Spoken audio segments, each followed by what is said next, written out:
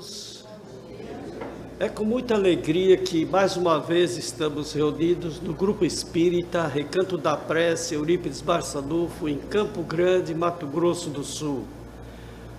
Mais um dia de reflexões, de aprendizagem, de relembrarmos as palavras do Mestre pela ótica espírita, de tal forma que a gente possa ir moldando gradativamente as nossas atitudes e, sabedores que somos, de que a interação com o mundo espiritual é sempre muito ativa e mais do que a gente possa imaginar, a gente gostaria de, como um rápido preâmbulo, lembrar de que, nesses últimos tempos, as famílias, de um modo geral, estão sofrendo experiências nem sempre agradáveis.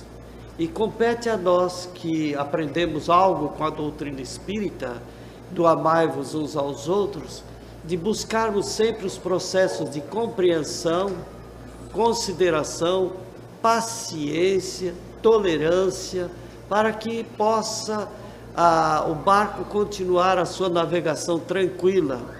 E se por um lado a gente escuta falar de tantos problemas com tantas famílias, com quase todas as famílias, a gente vê experiências nem sempre agradáveis, mas também nas redes sociais e a própria literatura espírita nos dá as informações, os caminhos que nós podemos trilhar, as atitudes que podemos ter para podermos ter um pouco de paz e vigilância principalmente. Porque às vezes a gente tem o conhecimento das relações humanas, daquilo que Jesus nos ensinou, e aí a gente começa a ficar mentalmente só pensando em coisas equivocadas. Então que a gente possa, aonde houver erro, como dizia São Francisco de Assis, que eu leve a luz, que eu leve a concórdia, que eu leve a paz, que eu leve o entendimento. Esse é o nosso preâmbulo breve de hoje, porque hoje é dia de festa. Hoje nós estaremos recebendo aqui o Sérgio Luiz, que é médium e escritor do livro Sempre Há uma Luz, do espírito Ruggieri Rubens, que foi, na última encarnação, o cantor, compositor Renato Russo.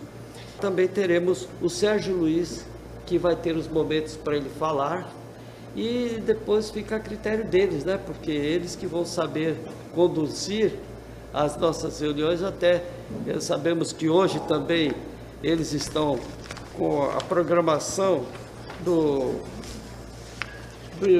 21º Encontro Luiz Sérgio em Campo Grande, Mato Grosso do Sul, ou seja, aqui na nossa cidade, e cujo tema central é Amando Sempre. E é hoje e amanhã, 12 e 13 de novembro, que vai ser no Instituto Delta de Desenvolvimento Social, a partir das 8 horas. Fica na rua Irã 64, Jardim Acácia, Campo Grande, Mato Grosso do Sul. Nós vamos pedir para a prece de abertura deste encontro, que o nosso companheiro de sempre, Ismael Cassano, possa vir fazer a prece de abertura, e em seguida a prece de abertura, a palavra com Sérgio Luiz. Sejam bem-vindos todos. Vamos agradecer a Deus, agradecer a Jesus, agradecer a Maria, Mãe de Jesus, Mãe Santíssima, Mãe de todos nós. Agradecer a doutora Eurípides Barçanufo, patrono dessa casa, e a toda a equipe espiritual que aqui se dedica a servir em nome de Jesus, em nome de Maria, em nome de Deus. Senhor, mais uma vez dirigimos a Ti a palavra, em gratidão por tudo que tem nos proporcionado nessa encarnação, e rogamos as Tuas bênçãos para esses nossos irmãos que aqui estão hoje, juntamente com os espíritos que os assessoram. Agradecemos por essa oportunidade de estarmos aqui, podermos ouvi-los na transmissão de boas ideias, de boas mensagens, que possam tocar os nossos corações e nos estimular a prosseguirmos nessa encarnação com esperança, com fé, com coragem, com disciplina, com determinação no bem. Abençoa o nosso irmão Luiz Sérgio, se estiver presente ou onde estiver, recebam a nossa gratidão, receba a nossa gratidão por tudo que tem proporcionado através das mensagens que transmite e pelas vibrações amorosas nas tarefas que desempenha. Muito obrigado, que a sua paz esteja presente, que todos nós estejamos unidos em pensamento e em sentimento, vibrando nesse momento, irradiando as melhores energias, as melhores vibrações, para que possam ser manipuladas pela equipe espiritual em benefício dos mais necessitados. Muita paz, é uma alegria imensa estar aqui.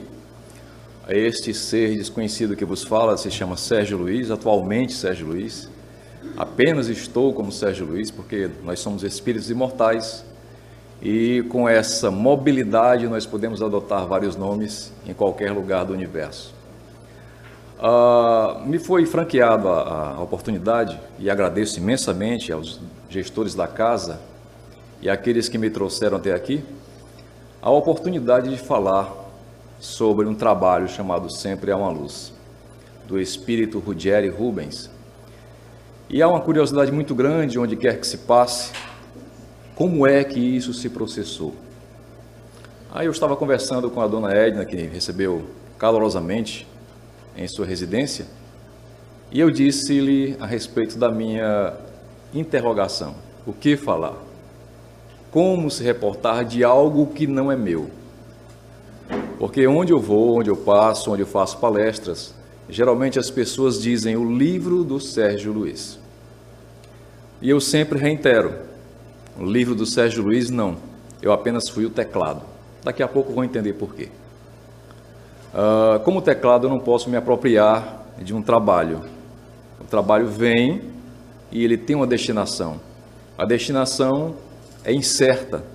Relembro até de um escritor polonês chamado Zygmunt Bauman, que ele disse que nós estamos no mundo líquido, que é o mundo das incertezas.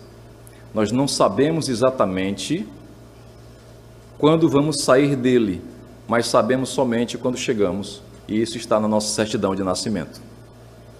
Então, diante dessas incertezas, o que posso lhes falar de Sempre uma Luz? Vamos imaginar uma pessoa inexperiente, com apenas alguns anos de estudo na doutrina espírita, sentado num sábado à tarde em sua rede em casa, despretensiosamente, querendo tirar aquele cochilinho de sesta, e de um dado momento adiante, aparece aquela imagem na sua cabeça. Frequente, forte, aquele insight, aquele flash, de alguém que você conhecia, porque a mídia dava ênfase a isso, mas que já havia desencarnado 3 anos antes.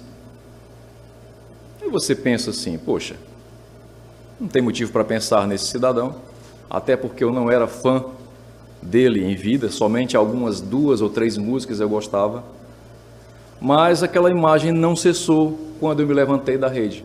Foi tão súbita, tão repentina, que aquilo me assustou. Voltei a deitar, mas a imagem persistiu. Aquele meio torpor, parecendo que você quer dormir, e de repente aquilo insiste, persiste e não desiste. Levanto novamente da rede, desta vez mais emocionado, sem saber porquê daquela emoção. Bom, foi um fato. Só que nos dias posteriores, essa imagem continuou a me perseguir, seja no trabalho, seja em casa, seja dirigindo, e a emoção, a emotividade, chega ao ponto de eu chorar copiosamente sem saber porquê. Aí eu comecei a interrogar, mas por que isso? Por que essa imagem? Por que essa emoção? Eu não conhecia essa pessoa em vida, eu não tenho razões para estar pensando nele, senão como se fosse uma espécie de obsessão, uma influenciação de algum espírito se fazendo passar por ele. E como aquilo foi constantemente prosseguindo nos dias posteriores, chega um primeiro sinal. em reunião mediúnica na nossa casa espírita, alguém recebeu uma visão. Sérgio, durante todo o trabalho, eu vi duas pessoas ao seu lado. Eu confesso que não sou vidente. Se eu chegar do outro lado, chegarei com muleta e eu com óculos escuros, porque não sou vidente. Eu apenas tenho intuitivamente alguma noção das manifestações espirituais. Então essa pessoa disse isso e eu fiquei perguntando, mas quem é? Quem foi que você viu? Ah, era um sujeito mais ou menos da sua altura, com um bigodinho, um óculos escuro. E o outro é um pouco mais alto, mas esse eu não quero dizer quem é. Aí eu disse, diga, pode falar à vontade. Era o Reticências. Agora o outro eu não conheço. Então, como eu já tinha sentido uma influência também desse outro ser mais baixinho, de óculos e bigode, fui tomado de uma sensação, fui à livraria, peguei o livro, O Mundo que eu encontrei, abri e mostrei a foto que está lá na primeira capa, nas primeiras capas. Ela disse, nossa, eu vi um espírito, era esse daí. Uma pessoa acostumada a ver espírito constantemente. Então passei a me interrogar mais detidamente, relembrando a universalidade dos conhecimentos da doutrina espírita, que não surgiram somente em dois lugares próximos, mas sim em dos lugares no mundo inteiro. Allan Kardec se baseou justamente nisso, na universalidade dos conhecimentos, para detectar que aquela mensagem dos espíritos não era somente local, não era sazonal, mas sim multiplamente do mundo inteiro. Então, ainda questionando por que eu estava constantemente vendo essa imagem desse cidadão, sentindo aquela forte emoção ao ponto de chorar, muitas vezes, recorri a uma pessoa que eu conheço, que eu conheci na época, que foi muito sensata e disse, Sérgio, o que é que está te incomodando? Será o fato de você estar vendo ou será o fato de você estar vendo e sentindo? O vendo, entre aspas, tá? Ele disse, não, tudo, é um conjunto de coisas que me incomoda. Por que, se realmente é essa criatura, eu estou vendo? Por que eu? Aí disse, você já perguntou o que é que ele quer? Já interrogou o que ele deseja? Eu digo, não interroguei. Faça isso, filho. Se recorde do livro O Céu e o Inferno, que é um dos livros componentes dos fundamentos da doutrina espírita, onde existem mensagens psicografadas ou psicofonia, oriundas de espíritos como nós, terra a terra, com sentimentos terra a terra, que deram as suas comunicações, deram seu testemunho e configuraram o que nós conhecemos como doutrina espírita. Não se questione tanto, receba, deixe a coisa fluir. E assim, marcando dia e hora em casa, diante de um computador, porque com a letra é um Deus nos acuda, eu resolvi interrogá-lo. Houve a primeira entrevista, não fiquei satisfeito. Houve uma segunda entrevista posteriormente, também não me dei por satisfeito. Mas teve um dia que você pensa e resolve pedir a ajuda de Deus e dos bons espíritos. Gente, o que é que esse camarada quer de mim? Por que eu? E veio aquela frase, pergunte a ele. Resolvi fazer uma terceira entrevista, sentado ao computador, e ela se sucedeu de forma perguntas e respostas, método pestalozziano. Numa delas eu perguntei justamente isso, o que é que você quer de mim? Aí eu digo, me ajude, eu preciso colocar para fora a minha experiência. E eu perguntei, por que eu moro em Fortaleza, no estado do Ceará, tantos médiuns no Brasil inteiro conhecidos, e você vai aportar justamente aqui na minha casa? Então ele disse, pode ser por você, você compreende isso? Aí eu me toquei. E ele reiterou, fui aos médiuns conhecidos que você fala, mas todos eles me rejeitaram, porque viram quem eu era, E veio o preconceito, veio a discriminação, veio a dúvida como você teve, achando que eu era um obsessor. Então imaginem, senhoras e senhores, a dificuldade de um teclado que recebe uma incumbência dessa, nada fácil, por ser alguém conhecido em vida, muito famoso, mas que teve uma trajetória, digamos assim, feito carreira de vaca. Vocês já viram algo mais desengonçado do que carreira de vaca? É algo assim destroçante. Saia de perto. Mas assim sucedeu. E na minha condição de neófito, eu disse: eu não sou ninguém para te julgar. Vamos trabalhar então. Assumi esse compromisso, percebi que ele não estava sozinho e que além dele existiam mais pessoas envolvidas na situação, principalmente o camarada um pouquinho mais baixo, de bigode e óculos escuros. Então, deixei a coisa acontecer e durante alguns dias, por algumas horas, as mensagens foram fluindo, foram acontecendo e cada vez mais me emocionando. E eu comecei também a perceber, puxa, isso aqui é uma história, uma narrativa, é como se fosse uma reportagem espiritual. Deixei acontecer. Terminou, logo em seguida veio o camarada mais baixinho, de bigode e óculos escuros, dando a sua mensagem no dia 6 de abril de 2000. Eu fiquei questionando, mas será que é? Será que não é? O nosso estudo, às vezes, estudando a doutrina espírita, nós temos uma particularidade. Tipo, podemos nos tornar mais esclarecidos, mas também podemos nos tornar mais endurecidos, no sentido de questionar sempre, duvidar sempre. Mas aí vem aquele resgate do conselho de Paulo, do apóstolo Paulo. Conhecer de tudo e retende o que é de bom. Então, quando eu comecei a reler tudo aquilo que tinha feito, eu percebi que tinha muita coisa de bom. E deixei a coisa acontecer. Antes, já tinha recebido outros dois trabalhos chamados Em Busca do Eterno Amor e Rio de Esperança, que foram publicados pela editora DPL de São Paulo. Foram trabalhos mais ou menos nesses moldes, muita emotividade, muitas imagens, muitas certezas, muitos sinais de que aquilo realmente era uma tarefa mediúnica. E esse terceiro livro não foi diferente. Isto é, esse terceiro relato que se transformou em livro. Manda para a edição. Foi a edição crua, sem revisões, sem detalhes. E desde então recorreram 3 edições desse mesmo livro, com 3 capas diferentes, durante 17 anos. Fim da editora, por motivos que eu não tenho como avaliar aqui, fiquei pensando, pronto, acabou. Não tem mais como o livro ir para frente.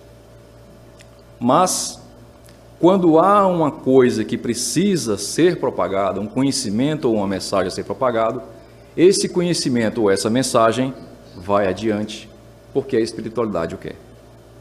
E um belo dia, um amigo liga para mim e diz: Sérgio, conheço 2 editores que se interessaram em relançar o livro. Ótimo, maravilha. E assim, durante 1 ano e meio, se processou esse conchavo. E um deles resolveu realmente encampar a obra, que foi pela Intelitera de São Paulo, chegando a uma 4ª edição. Então, senhoras e senhores, o que é possível narrar desse trabalho é a trajetória, tá? Muitos perguntam por aí, mas Sérgio, é o fulano? O que é que você acha? Você que leu a obra, você sentiu isso? Você acha que o Jerry Rubens, RR, é realmente quem você pensa? Ele disse: é, eu sinto. E isso não foi uma opinião de uma pessoa, mas de várias pessoas durante esses 17 anos. Então tudo isso me deixa confortável. No princípio não era assim. No princípio eu ficava duvidoso. Já pela 2ª edição me veio uma interrogação do tamanho de um trem. Imaginem vocês, um livro lançado há muitos anos, já na 2ª edição, e você questiona um fato que está narrado em uma das páginas, que lhe obriga a pesquisar a veracidade daquilo. Daí você chega à conclusão de que realmente aquele fato, na vida real, foi verídico. Aí vem aquele alívio. Ainda bem que não foi diferente. E se começa a relembrar das trajetórias de Chico Xavier e outros tantos médiuns que deram vazão às mensagens dos Espíritos, muitas vezes nem sempre de famosos. Em relação a essa entidade, que algum dia foi conhecida como Renato Manfredini Júnior ou Renato Russo, por quê? As pessoas perguntam muito por quê. Por que Ruggeri Rubens? É porque Renato Manfredini Júnior foi até o momento do desencarne. Doravante, se ele quisesse realmente se perpetuar com esse nome, ele poderia tê-lo feito. E eu, como intermediário, teclado, poderia ter dito não vou colocar Renato Manfredini Júnior. Diga o seu nome. Seria mais sensato. Mas ele mesmo, durante as entrevistas, fez ênfase a isso. Não quero ser chamado pelo meu nome. Doravante, você me conhecerá por Ruggeri Rubens. As pessoas perguntam sempre por que Ruggeri Rubens? E os senhores vão saber, se puderem tiver a oportunidade, de ler o livro. Então, senhoras e senhores, existem muitos questionamentos. O primeiro deles foi a família. Você procurou a família? Sim. Na minha condição de neófito, quando ainda eram mensagens esparsas, procurei. Mas não houve receptividade e cabe a nós o respeito. Respeito pela crença, respeito pela individualidade que cada um tem e o direito de optar, aceitar ou não. Como aquilo não foi aceito pela família, a espiritualidade deixou bem claro que a mensagem não era circunscrita a um grupo familiar. Ela deveria ser circunscrita a um grupo maior de pessoas, principalmente os jovens daquela época, a geração Coca-Cola daquela época, que hoje já estamos com mais de 30 anos, 40 anos, 50 anos de existência terrena. Então, foi algo atemporal. Se fosse uma coisa, digamos assim, de estalar de dedos, teria acabado na primeira edição. Mas não, se propagou. E a mensagem tomou corpo, porque as pessoas foram divulgando, e estamos aí hoje em dia. É por isso, senhoras e senhores, que o Sérgio Luiz não pode ser considerado o autor do livro. O autor do livro é Ruggeri Rubens.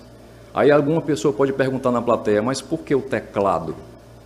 É porque se eu sentar numa mesa dessa, mediunizar-me e receber alguma coisa com lápis ou caneta, ou giz de cera, ou até um caco de tijolo, não sai nada. Mas se eu sentar no computador, aí sim, a coisa flui, que eu posso de uma tal maneira estar conversando com os senhores e digitando, rapidamente. Por isso que o trabalho terminou em tão pouco tempo e com tanta precisão. Então hoje eu me considero, digamos assim, confortado pela ideia de que esse trabalho chamado Sempre Há uma Luz, ele realmente tem uma dimensão muito forte. Há pouco tempo fui entrevistado em Fortaleza, num programa também típico como esse, e me perguntaram, Sérgio Luiz, qual é a mensagem que o livro pode traduzir? E eu lhes digo aqui, reafirmo aqui em Campo Grande, esperança. Esperança da continuidade. Esperança porque possibilita que as vozes dos céus possam dizer as suas palavras, possam transmitir os seus pesares, possam revelar as suas dores e as suas incertezas, mas também possam nos noticiar das suas certezas, porque as suas certezas são aquilo que eles encontram, digamos, do outro lado. São as suas experiências pessoais que podem nos fazer refletir cada vez mais, como espírito eternos que nós somos, a não cometermos os mesmos erros. Porque é muito fácil, senhoras e senhores, sentar num banco de centro espírita, casa espírita, ler as obras fundamentais, ler obras complementares e nos dizermos, eu sou espírita.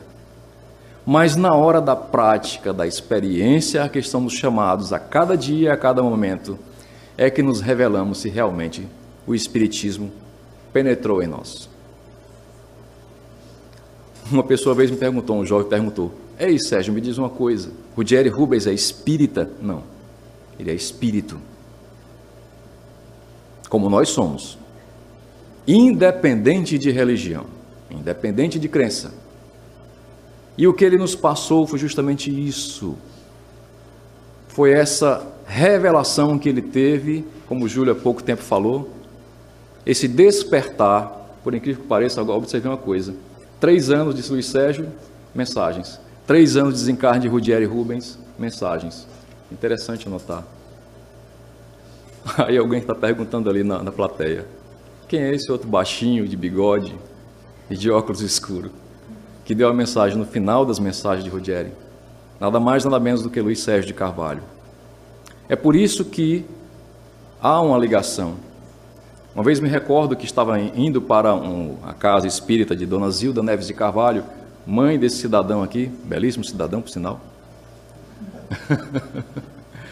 E eu perguntei: Dona Zilda, desde o ano de 2000 que nós somos unidos por essa mensagem de Luiz Sérgio no prefácio do livro, final do livro, prefácio do livro. Por quê? Ela dirigindo, cabecinha branca, maravilhosamente bem cuidada, disse: Sérgio, eu não sei. Só sei de uma coisa, que o meu filho, Luiz Sérgio, está com você. E você não está sozinho. Aí eu relato algo bem para trás, ainda quando eu estava em busca de sinais para testar a veracidade das mensagens. Ainda no processo de feitura, talvez lá pela 15ª página, recebo uma ligação em casa de uma pessoa que foi minha instrutora, que era a dona Graça Ferreira de Pinho, que tinha se mudado de Fortaleza para o Rio Grande do Sul trabalhar. Ela disse: Sérgio, temos aqui um grupo mediúnico e na noite passada nós recebemos uma mensagem do Luiz Sérgio, espírito. E ele nos disse que estava encampando um trabalho aí no Nordeste, mais precisamente aí em Fortaleza, em auxílio a um espírito que foi muito famoso, um espírito de um músico. Ela disse o nome na hora. Você sabe quem é esse médium? Eu ri. Por acaso sou eu. Você está falando sério? Eu digo: é. Ninguém sabe disso, só eu. Nem minha família sabe disso, que eu estou trabalhando nessas mensagens, que eu também não tinha pretensão de transformar em livro. E o fato, senhoras e senhores, é que isso me fortaleceu no princípio a continuar. Assim como no primeiro livro, em 97, uma médium muito conhecida, Vera Lúcia Marinzec, na época de Lima, escrevi uma carta para ela pedindo orientação, porque ela era uma médium experimentada, uma médium vidente, psicógrafa, psicofônica, e ela mandou gentilmente essa resposta. Digo: Sérgio, você tem uma tarefa. Estude, se prepare, que vem coisa por aí. Continue. Isso foi a minha segunda fonte de incentivo, dentre outras que aconteceram durante a trajetória. Recentemente estivemos agora na Bienal para o lançamento dessa 4ª edição, e por incrível que pareça, sem ser do meu conhecimento, ao meu lado, autografando, estava Vera Lúcia Marinzec. Vera, bom dia. Bom dia, você é o Sérgio Luiz Edguer. Quem é Sérgio Luiz? Mas estava lá no cartaz. Ela disse que teve um insight na hora de achar que me conhecia. Nunca tinha me visto, tinha mandado uma carta em 97 para mim. Uma fila imensa para assinaturas, autógrafos. De um dado momento ela interrompe essa fila, gentilmente pediu para falar comigo. Eu saí de onde eu estava, fui até o stand dela, sentei e ela disse: meu filho, me diga uma coisa, o espírito desse livro aí é o... Aí eu disse, para você eu posso dizer que é. Aí eu perguntei por quê, curioso. Ela disse, não, porque desde ontem ele estava aí do seu lado, juntamente com a equipe grande, lhe assessorando, e ele muito feliz, muito feliz. Emoção. Certeza. Porque isso partiu de uma pessoa que tem uma probidade, tem uma trajetória de trabalho sério. Então isso me deixou cada vez mais confiante de que sempre há luz. Não foi uma falácia de um desconhecido que queria se projetar no meio espírita e tornar-se conhecido, famoso. Porque nunca foi pretensão de Sérgio escrever livros no começo da doutrina espírita, nunca. Eram mensagens esparsas, desconhecidas, de sofredores, de obsessores, mas que de um dado momento mudou de configuração.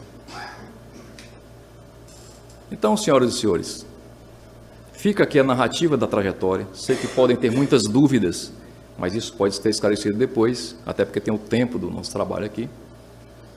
E eu agradeço imensamente a oportunidade de lhes apresentar essa narrativa, descompromissada de qualquer outra intenção, mas eu não poderia falar, como bem disse a doutora Edna, se não fosse pelo coração.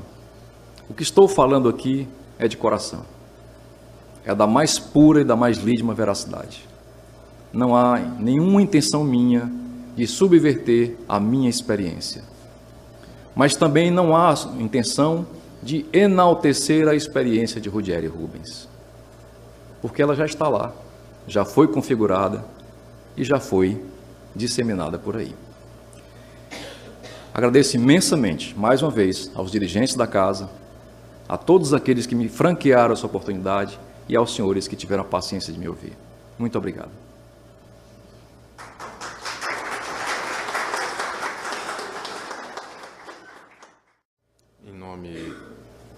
Em nome do Recanto da Prece, Eurípides Barçanufo, nós agradecemos ao Júlio César, ao Sérgio Luiz, por virem aqui compartilhar essas informações, essas experiências, e rogamos a Deus que gere muitos frutos. Como o Júlio César comentou, esse trabalho que vem sendo difundido no Brasil e agora já está avançando para outros países, e hoje aqui sendo transmitido pela rede, internet, muitos poderão ter acesso através do YouTube, quem não pôde assistir ao vivo. Então, fica o nosso agradecimento e a nossa vibração de estímulo, de amor, para que esse trabalho prossiga, ao Sérgio Luiz com o trabalho na psicografia, que também todos nós vibremos para que todos os médios que estão envolvidos no trabalho de psicografia recebam essa vibração, recebam esse amor, dentro dos critérios que a doutrina mesmo nos ensina, e que a discriminação, o preconceito seja banido, que a gente consiga caminhar nessa direção, em relação a esses irmãos que estão ávidos de trazer informações, em relação aos médiuns que estão aí trabalhando arduamente, se expondo, como a gente vê no dia a dia. Que o trabalho seja levado com amor, com esse sentimento maior, que toca, que sensibiliza. Esse é o mais importante. É assim que foi com Chico Xavier, Dr. Bezerra, Dr. Eurípides, com tantos espíritos que aqui se empenharam para trazer na simplicidade os ensinamentos de Nosso Senhor Jesus Cristo, mostrando pela experiência de muitos que se fizeram presentes através da mediunidade deles, essa mensagem de esperança, de estímulo por dias melhores. Todos nós estamos aqui com algum compromisso, mesmo que seja um compromisso de irradiar vibração para aqueles que estão no fronte, para os médiuns ostensivos, que estão ali encarando no dia a dia essa responsabilidade que é muito grande. Então fica aqui o agradecimento do Recanto da Prece, Eurípides Barçanufo, de toda a equipe dessa casa, nosso agradecimento a Luiz Sérgio, que vira e mexe está presente em alguns trabalhos que a gente participa e possivelmente exista aí uma sintonia, e a toda a equipe espiritual que direciona esse trabalho, que encaminha para que chegue de uma forma a ser bem interpretada, bem entendida, no nível que nós possamos absorvê-la, principalmente o público mais jovem. Então, que Deus abençoe, que o encontro, 21º encontro, seja bem sucedido, e depois vamos dar uma olhada também com o Sérgio, né, no livro, convidar a professora Maria Garcia para fazer a prece de encerramento. Irmãos de todos os quadrantes do planeta Terra que estejam sintonizados com o nosso pequeno trabalho aqui de Campo Grande, as nossas vibrações de paz, de amor, de fraternidade universal. Oremos todos juntos, agradecidos a Deus, Deus Pai, Deus Luz, Deus Misericórdia Infinita.